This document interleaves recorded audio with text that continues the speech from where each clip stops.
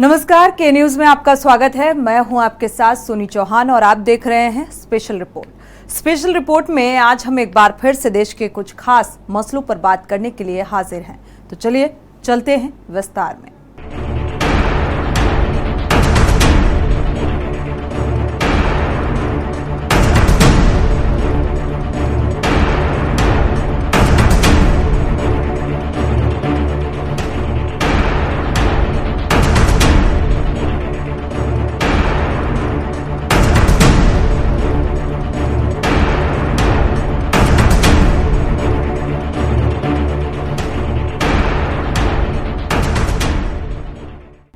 वापसी का जतन, अजय ऑपरेशन।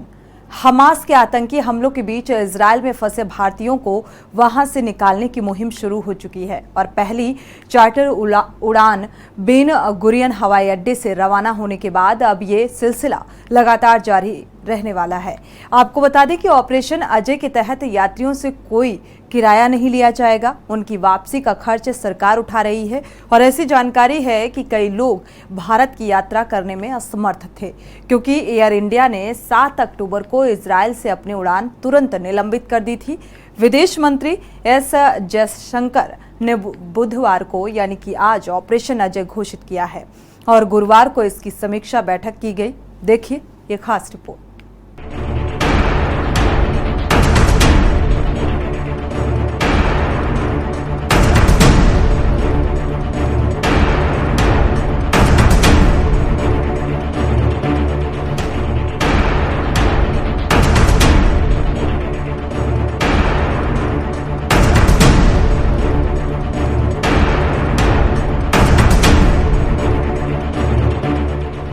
इजरायल और फलस्तीन के आतंकी संगठन हमास के बीच जंग तेज होती जा रही है, जहां हमास के हमले में 1200 से ज्यादा इजरायली लोगों की जान चली गई, तो वहीं इजरायल की जवाबी कार्रवाई में हमास के 1500 से ज्यादा आतंकी मारे गए हैं।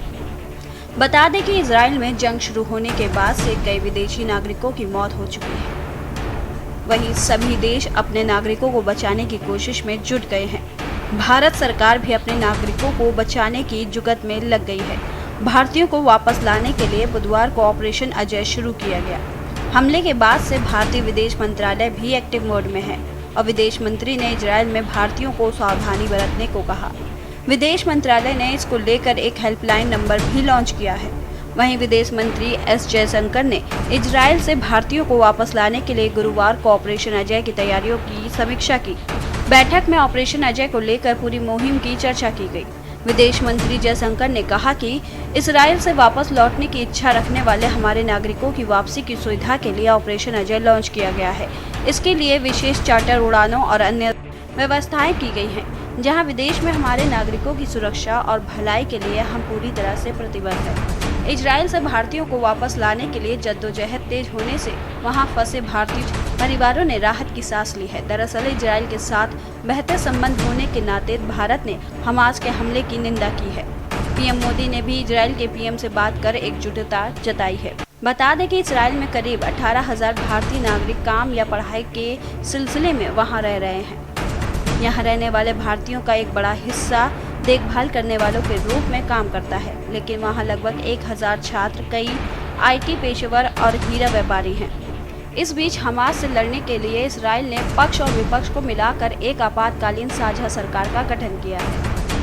Tel Aviv, our representative office in Ramallah, as well as with our neighboring, the missions in our neighboring, in the neighboring countries there, particularly Jordan, Syria, Egypt, etc. And we are keeping a close watch on developments as well as what steps we need to take to assist Indian citizens who are in Israel. With that announcement, I am happy to try to take a few questions on that. Let's start with you. As always, you're fastest on that.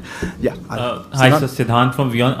How worrisome do you see the situation on ground for Indian citizens in Israel? If you can talk about that. And also, are we reaching out to Israel in terms of any support, especially when it comes to weapons? Are we considering that? Okay. Let me do one thing. I think there might be interest in this topic, so let's take that together. There are other issues. So, yeah, go ahead. This is on the situation in Israel. प्रधानमंत्री Benjamin Netanyahu ने पूर्व रक्षा मंत्री और मध्यमार्गी विपक्ष दल के नेता Beni gets के साथ बैठक में साझा सरकार बनाने पर सहमति जताई, जो पूरी तरह से युद्ध पर ध्यान केंद्रित करेगी। गैजेट्स की नेशनल यूनिटी पार्टी की तरफ से जारी संयुक्त बयान में यह जानकारी दी गई है। यह सरकार ऐसे समय में बनी है जबकि हमास की सैन्य शाखा अल कसाम ब्रिगेड ने दावा किया है कि उसके लड़ाके अभी इसराइल के अंदर बने हुए हैं और लड़ाई जारी है। बता दें, इसराइल ने गाजा पर शासन करने वाले इस्लामिक चरमपंथी समूह हमास के हमले के खिलाफ जंग छेड़ रखी है। हमास के लड़ाकों ने 7 अक्टूबर को देश के दक्षिण में घुसकर भीषण हमले किए थे। इस दौरान इसराइल पर 5000 से ज्यादा रॉकेट दागे गए थे। इसराइल की सेना के मुताबिक इसराइल में 155 सैनिकों सहित 1200 से अधिक लोग मारे गए हैं। वहीं गाजा में अधिकारियों का दावा है कि जंग में 260 बच्चों और 230 महिलाएं सहित 950 लोग मारे गए हैं। स्पेशल डेस्क की न्यूज़ इंडिया।